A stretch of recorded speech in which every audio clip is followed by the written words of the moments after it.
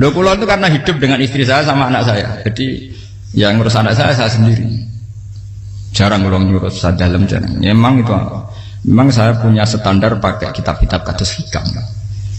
Saya ini merasa hidup di dunia itu sendiri. Sampeyan tak warai la Allah kana kotar. Imam yang ngarang hikam itu punya resep supaya kamu seneng terus. Liyakil lama tafrahu bihi, mesti yakil lama tahzanu bihi. Usahakan sedikit sekali apa yang bikin kamu seneng, maka akan sedikit sekali yang bikin kamu susah. Jadi misalnya kulo nih, jadi kiai misalnya cari wong ya kulo kiai wong alim, jelas nak ngalimnya ngalim, nak kiai rapati ya, nak ngalimnya jelas. Tapi nak kiai rapati, nah kan kiai tapi orang ngalim. Nah kulo nak darah wong alim malah meliyo jelas. Nak kiai rapati ya, kulo rapati nurut, tapi aturan masyarakat rapati apa? Nah sampean kiai tapi orang apa? Ngalim. Ya beda. Ndak ini memang bedanya jauh. Ya mungkin lebih kiai sampean gimana? Cara derdek-derdek dongo meyakinkan sampean. Tapi cara artine dongo piye paham kulo.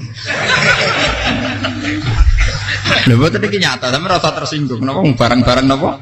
Nyata. Nah, kalau sering ditakoki kiai-kiai masalah resepnya apa jenis? Kok jenengan ra tau susah, dal kita ra tau wiridan atau mohon sisip. Resepnya ilmu itu gini kata hikam. Ulama yang kayak hikam tuh pernah ngarang kitab tuh saking syukurnya entah saking angkuhnya terserah ngomentari. Kamu harus yakin bahwa di sisa hidup Anda itu tidak akan maksiat lagi. Sehingga kalau kamu ditakdir maksiat, anggap saja akhiru maksiatin kudirat alika. Anggap itu yang terakhir. Siapa yang menganggap mohal bahwa dia tidak akan dosa sampai mati, berarti menganggap Tuhan itu lemah. Karena cara berpikir kita kan bayangkan hidup itu 40 tahun lagi. Misalnya saya sekarang buat 40, bayang urip kadang 4 tahun meneh. Sampean misalnya umur selawe, bayang selawe tahun meneh. Sehingga menganggap dalam durasi selawe tahun kok orang maksiat kan mohal. Apalagi sampai sudah tahu maksiat itu bakatem, paham? Ya maksiat ya kelas-kelasan, nak bikin pacaran. Nak wong iso mau mah yo nakal, nak sing setengah soleh ya berbau proposal ya sesuai kontaknya DWD. Itu kan urusan masing-masing. ya itu kan urusan masing. Wae wakisabu ala wa, ngono ora ono sing ro wae wakisabu ala. Ngrobongan wali songo, mbok kangen wali songo, mbok golek selisih wawahu napa alam. Sing roh pangeran piyam. Mbok kangen wali, mbok golek selisih margin. Niku pokoke wawahu napa ya itu kan urusan jenengan mbek pangeran to mboten urusan kula. Tapi tetap saya sebagai ulama mengingatkan niat itu ditoto. Begini, ulama dulu tuh ngitung hidup itu hanya 2 menit 2 detik. Sehingga dia ya gampang saja.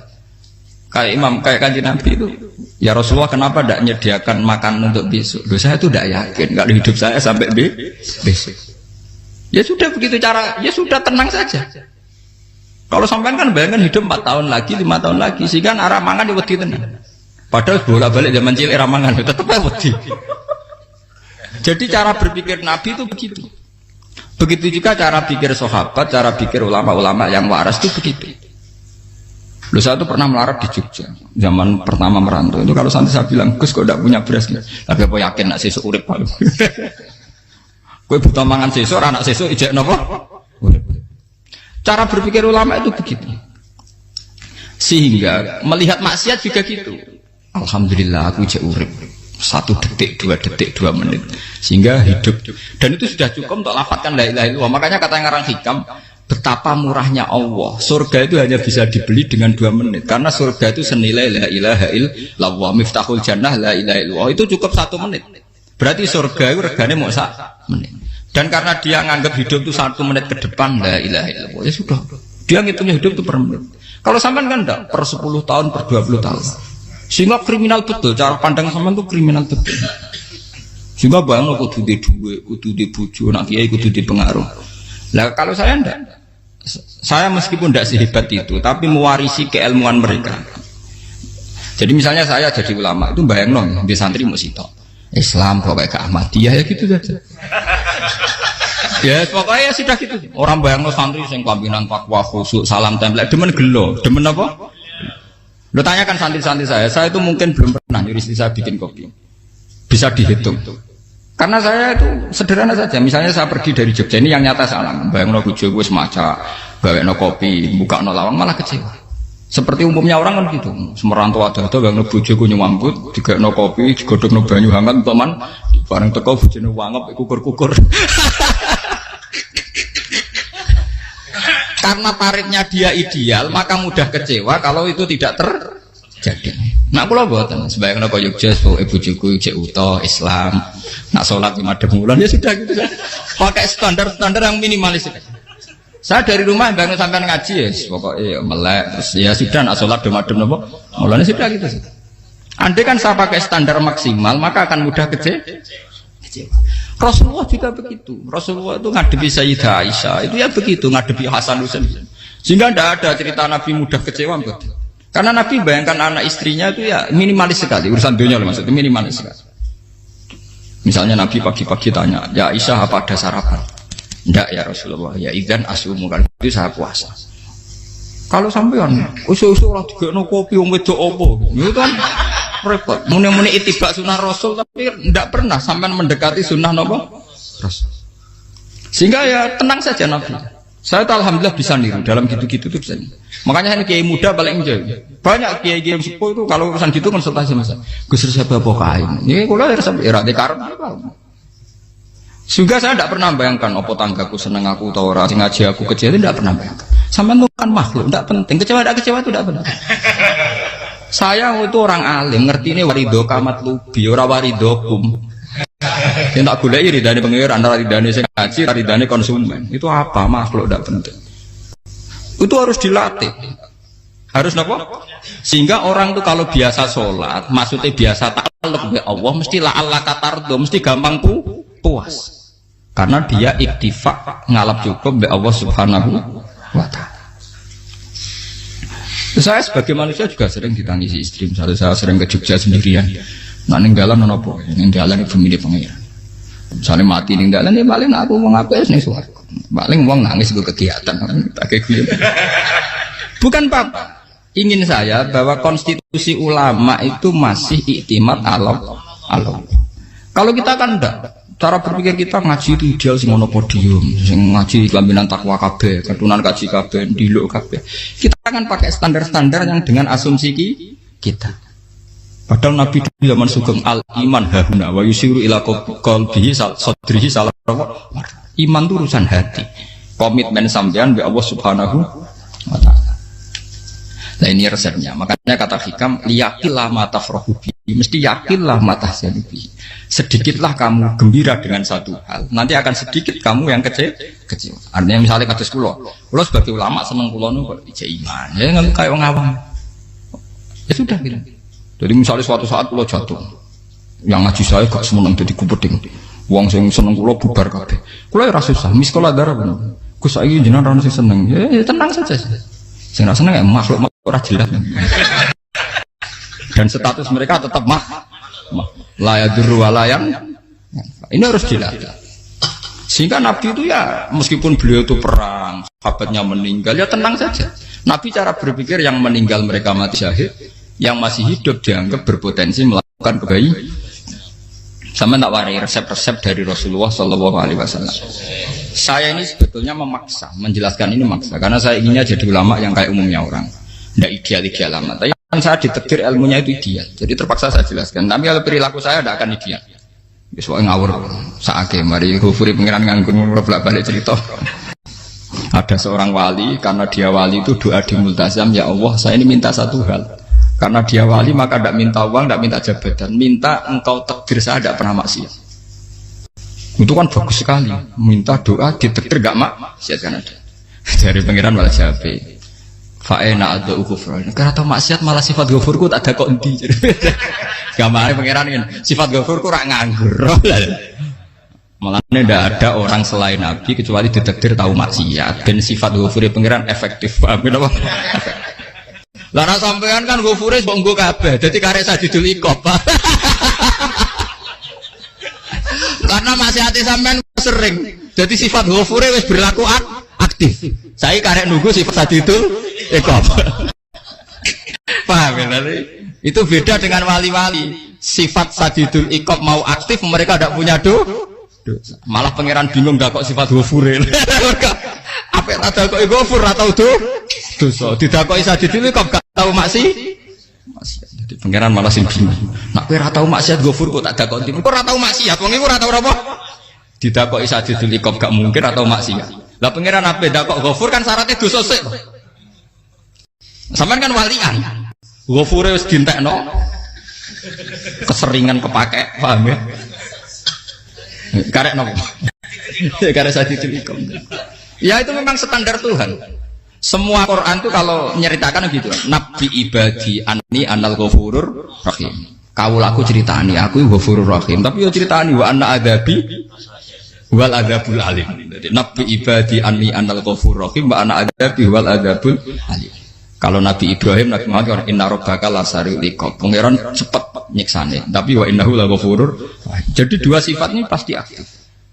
Dan tentu ulama itu senang sifat ghafur itu ya meskipun aktif, tapi mereka tidak pernah ngambil fasilitas sifat apa? Kula baleni malih. Sehingga kayak Sayyidina Umar radhiyallahu anhu ketika beliau pertama jadi khalifah, ini cerita di kitab Hayati Sahabat. Pertama dia jadi khalifah, orang mengira dia akan ngomong hal-hal yang besar, visi besar tentang negara, visi besar tentang izzatil Islam wal muslim. Tapi ketika Umar pertama pidato begini, ayuhal muslimun ayuhan nas, ana, dari kata Sayyidina Umar, ana hulamun min bani Makhzum, akulu min kholati. Saya ini pemuda dari Bani Makhzum. Kecil saya bisa makan karena bulik-bulik saya punya kebun kurma yang kalau saya memanen diopahi beberapa biji dan itu menjadi kuti wahayati, menjadi saya bisa hidup. Terus wassalamualaikum warahmatullahi wabarakatuh. Orang itu penasaran semua. Orang jadi khalifah pertama dibenem jadi amirul mukminin, pidatonya ngenang masa kecilnya ra kelar mangan, kelare mangan mergo buruh bulike, paham ya?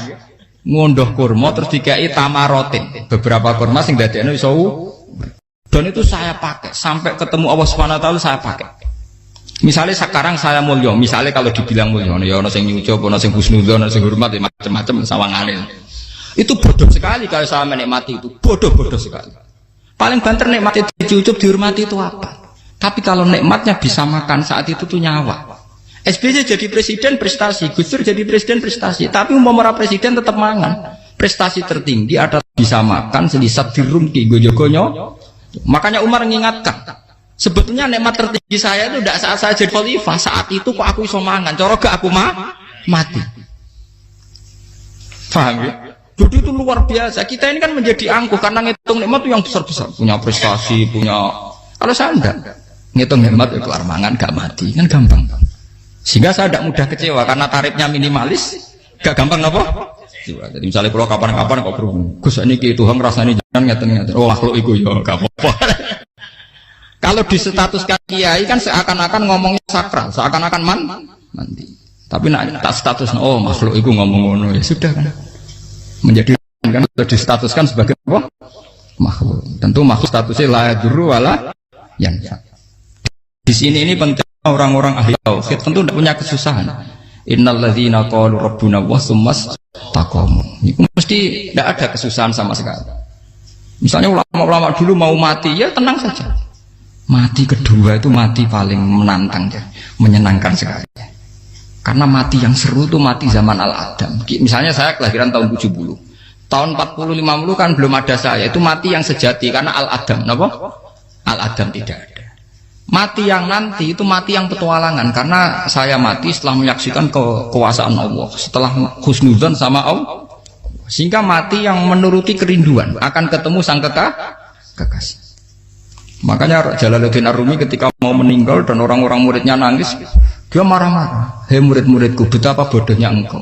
Saat kayak ini yang saya tunggu, saya sudah menyesal berusaha sampai Allah dat cinta senang. Aku kecewa waktu makhluk-makhluk koyo kowe. Saiki wis wayahe aku goleki kholik zat sing tak senengi malah mbok tangi. Cek bodone kowe. Saat-saat sing tenteni malah mbok tantang. Betapa aku lamanya menunggu kematian ini. Mergo hidup itu keterpisahanku mbek Allah, kemen ketemu kowe. Malane Jalaluddin Rumilah yang mengistilahkan mati itu malam pengantin. Makanya fal'an awal nusirok minkum wa awal wisol habibi. Ini saat yang indah karena ketemu dengan berpisah dari makhluk-makhluk yang tidak penting menuju sama habibi kekasihku. Jadi dia misalkan mati itu malam pengantin. Semenjak istilah itu populer sehingga di Jawa ana ngipi dadi nganten takwilane mati. Itu filosofi sufi, ya filosofi napa? Lah niku tenan. Begitu juga sahabat-sahabat dulu. Bilal mau meninggal, anaknya udah nangis. Bilal lagu ya. Ditanya sama anaknya, kenapa anak-anak kamu nangis? Dan jenengan badhe kapundhut. Aku malah seneng nang mati. Hudan nalqal akhibah Muhammadan wa hisbah. Aku nak urip ketemune mbek kowe terus. Malah nak mati ketemu Nabi Muhammad. Hudan nalqal akhibah Muhammadan wa hisbah. Nah, dengan cara pandang begitu maka hidup itu enjoy saja. Ya saya sebenarnya keberatan pakai kelas ini, keberatan karena saya harus ngulang sampean-sampean itu. Ya makanya potensi kayak saya tentu mengurangi jadwal ketemu. Makanya saya mohon kalau tidak penting itu jangan sungkan. Anggap saja itu bagian dari hormat saya. Ya minimal sampai misalnya di dua saya ketemu gue jajan pentolan enam lopo mau kesuwan bareng malah repot. Bos ganggu uang anak peleleran pak. Nah misalnya sampai kepen takok hukum, uang nak rapi pinter hukumnya takokan ya ringan, takok kita tanggam paling bisa. Karena pertanyaan yang ringan tentu ya ringan-ringan saja kan. Gak perlu kiai kali ber. Sampai rasa GR. Kalau pertanyaannya angel Gus gak ono sing iso jawab. Wong nak ra alim tahke, iku pertanyaane ya ora patimu tuh. Iku wis kangelan ngoten. Ini mboten ngenyek tapi padha enak. Padha napa? Makanya kalau latih. Jadi hikam sendiri itu ada manhaj, ada metode. Kalau orang supaya tardo, liyakil lama tafrahu bi, yakil lama tahzan. Anak saya itu kalau habis main pulang itu saya senengnya pol. Istri saya pernah jangan. Gus, anak mulai senengnya dek biro-biro, anakku game mulai ning omahku. Misalnya terus piye. Saya terus anakku lo main mulai itu seneng. Biro-biro anakku mulai ning omahku. Dipanggil anak saya bapak itu senengnya sak boleh. Biro-biro ana sing manggil bapak. Jadi saya pakai standar minimalis. Saya tidak pernah pakai tarif. Dia anak yang ideal dihormati orang.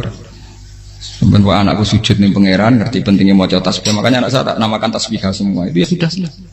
Saya tidak pernah bayangkan anak saya jadi kayak besar, dihormati juga. Mari gampang kecil. Ya, sekolah kan Sayyidina Umar. Saya pemuda dari Bani Mahzub. Yang kecilnya bisa makan karena buruh bulikku. Akal tuh tamarot. Wah itu saya baca tuh nangis betul. Betapa hebatnya Sayyidina Umar. Mengingatkan ulang bahwa nikmat tertinggi itu ya makan, karena makan kaitannya ya, orang jadi bupati, enggak jadi bupati tetap makan. Jadi kalau ngantin saya tarifnya minimalis sekali. Nah, kalau orang sudah makan gitu, lah Allah kata mudah sekali. Tapi kalau sampai tarifnya ideal harus dia mobil, kudu sangune akeh. Mosok gue mobil gak sanggup akeh. Barang gue sanggup akeh kudu gue penderek. Mosok kere lunga juga kok tanpa penderek. Nang penderek maju. Mosok ora kena dikeloli, jadi malah repot. Akhirnya gue wong ayu, harus selingkuh dijari sing itu perkara meneh. Wong ruwet nuruti tahapan-tahapan duniawi makanya resep kalau ingin itu kon sholat. Maksudnya sholat itu dihayati secara tauhid ya, dihayati secara tauhid. Misalnya innal sholati wa nusuki wa mahyaya wa mamati lillahi rabbil alamin. Itu akan pasti Allah kata pasti mudah melihat alam ini ridho. Ini satu sekelumit di resep orang ulama yang saya meniru beberapa di kitab Hayati Sahabat, di kitab Hikam, dan meniru terutama semuanya sanad dari Rasulullah Shallallahu Alaihi Wasallam. Makanya suatu saat Nabi itu kagum.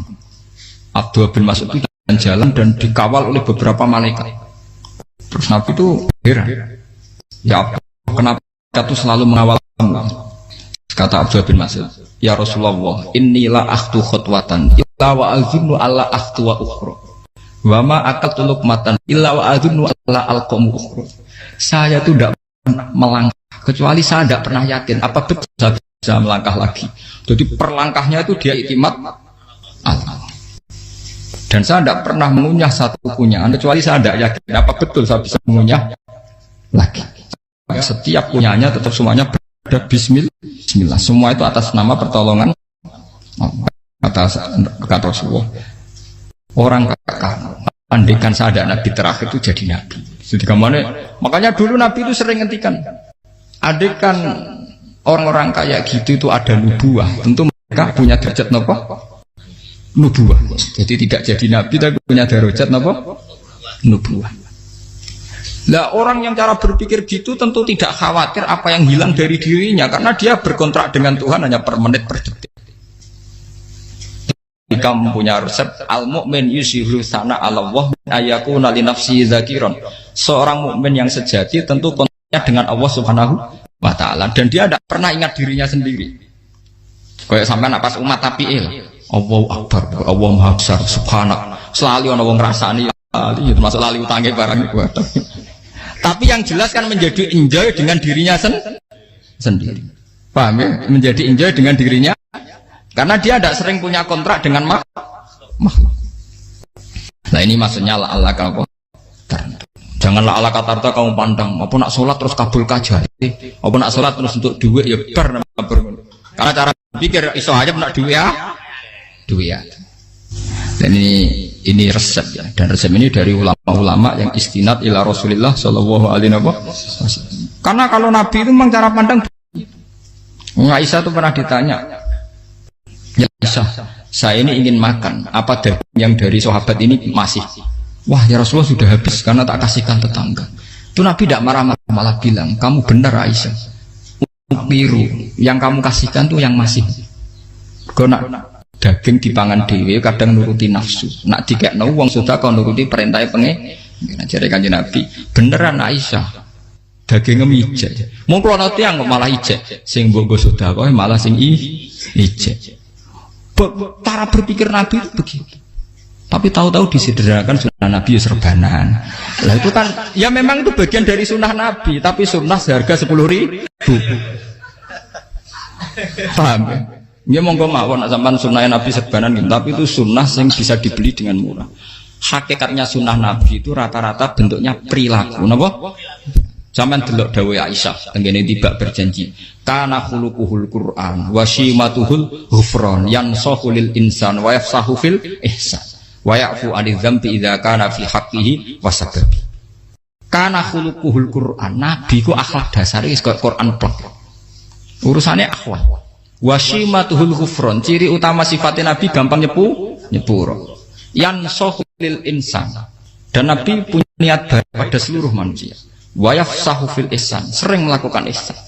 Dan sunnah Nabi ngoten kan luwih sering kula Quran ya wis hafal mulang. Wasimatu ghufran kula gampang nyebut sampean ngaji angop ora tau tamu. Yang sahulil insan kula bedina nate tiyang mulang. Wayafsahu fil ihsan tak ge gampang. Kula mulang ora tau. Itu sakmene kudu podium kudu wong dilo ya ora. Pokoke akhir kiamat dia ya madhep mulon ya sudah. Loh itu kan dawuh Aisyah ketika ditanya kaifa kana khuluqu Rasulillah. Dan itu semua dijawab oleh ahwal, oleh sebuah perilaku. Tidak ada Aisyah jawab nganggo atribut. Oh Nabi itu jubahan, serbanan, tidak ada itu. Memang itu sunnah ya, satu itu sunnah kan jangan salah paham ya. Tapi itu sunnah yang tidak dijawab oleh Aisyah. Sunnah yang sampean jawab sendiri, paham? Aisyah yang istrinya Rasulullah ketika ditanya kaifa kana khuluqu Rasulillah, beliau jawab kana khuluquhul Qur'an wa simatuhul ghufran yansahu lil insan wa yafsahu fil ihsan. Semuanya akhwal wa ya'fu 'anil dzambi idza kana fi haqqihi wa sababi wa idza dia haqqu wa lam yakun li ahadi marra'ahu badihatan haba wa idza ta'ahul miskinu ajaba yaqulul haqqa walau kana murra wa la yutmiru lil muslimin hisau waladur. Semuanya itu akhwal, satu perilaku sosial. Saya mengakui kalau serbanan sunat, ya saya ngakui. Tapi sunnah wis karena saya mewakili yang akhwal tadi, yang apa? Lah mungkin untuk sampeyan, monggo kalau untuk ngisi sunnah. Tapi mbok ya adil. Ini bukan kritik mboten nggih. Yang meyakini serban sunat kan sudah banyak dan itu bagus. Tapi cobalah juga meyakini ahwalu Rasulillah. Makanya mansanna sunnatan itu rata-rata ulama maknani siapa yang ikut sunnahnya Nabi. Rata-rata ulama nafsir ahwalu Rasulillah wa af'alu. Perilaku sosial Rasul. Makanya terusannya wa idza ja'ahul miskinu ajabah. Kalau dipanggil orang miskin ya datang. Ya maksudnya ada harus orang miskin manggil pas resepsi kawin mboten. Misalnya ana wong melarat kuwi di sepeda motor, wong melarat iki yo ngeturani puskesmas ya mbok terno. Wong melarat lara yo nukono misale apa minyak kayu putih mbok tekani. Ora kok ngerti-ngerti mbok musan walimatul urus sing wajib piye. Payah. Dolan padahal miskin aja ora ana hadise urusan walimatul urus mboten. Kalau orang miskin manggil ya. Dalam riwayat hadis ya Nabi sering dipanggil orang miskin. Ya Rasulullah, mbok datang ke rumahku, ada apa? Terus ya Nabi, saya tuh ingin rumahku sing elek jenengan nate salat teng mriku. Ya Nabi datang ya salat saja ya ora jamuan. Fi ayyi makanin aradta an usolliya fi. Kamu di tempat mana kamu seneng salat teng mriki ya Rasulullah. Ya Nabi salat. Sing ngundang ya waras pisan. Kenangan mbek Nabi kok mae dienggo salat Nabi. Ambean tahu tanggung kiai kon salat. Kon promosekno anakmu iku paham. Dia itu nggak nugih kersane ketampi PNS waduh. Padahal kiai ini dia anak era PNS. Kalau dulu kan sahabat ngundang Nabi itu ya gitu. Ya Rasulullah, saya itu ingin sekali engkau sholat di rumahku. Fa'takhidahu musollan. Kemudian tempat yang pernah engkau sholati mau tak pakai musola pribadi. Makanya masjid kiblat itu rumahnya sahabat. Karena dulu Nabi pernah sholat di satu tempat. Adalah ono perintah takhlilul kiblat itu di rumahnya sahabat. Itu sahabat dulu itu kalau ngaturin Nabi